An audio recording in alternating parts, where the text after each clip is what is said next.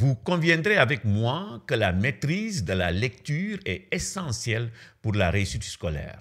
Pourtant, y arriver n'est pas la chose la plus simple pour beaucoup d'apprenants de l'école élémentaire. Ce n'est pas tout à fait un manque de volonté de leur part, ce n'est pas aussi une incompétence manifeste des enseignants. Les difficultés que rencontrent les élèves sont essentiellement dues aux caractéristiques de la langue française.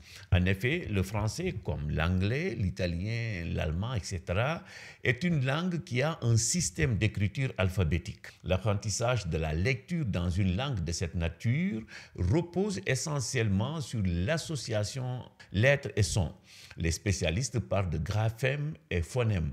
En clair, pour être un bon lecteur, l'élève doit pouvoir déchiffrer les mots en associant donc les graphèmes et les phonèmes. Le hic est que dans un pays où le français n'est pas la langue maternelle des élèves, les difficultés en lecture deviennent difficiles à surmonter. Parce que les élèves commencent leur scolarité avec un lexique phonologique pauvre ou quasi inexistant. En revanche, les élèves dont le français est la langue maternelle, avant leur scolarisation, ont déjà acquis, grâce à l'apprentissage naturel dans l'espace familial, un langage oral.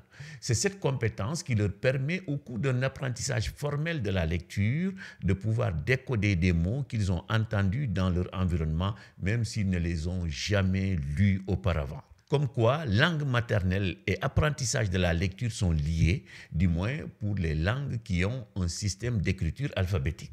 La littérature renseigne aussi que la méthode syllabique est la mieux indiquée dans l'apprentissage de la lecture car elle repose sur l'apprentissage systématique du déchiffrage, une pratique essentielle pour l'acquisition des compétences en lecture. Les Sénégalais qui militent inlassablement pour l'introduction des langues nationales à l'école auront certainement là un argument supplémentaire pour porter leur plaidoyer.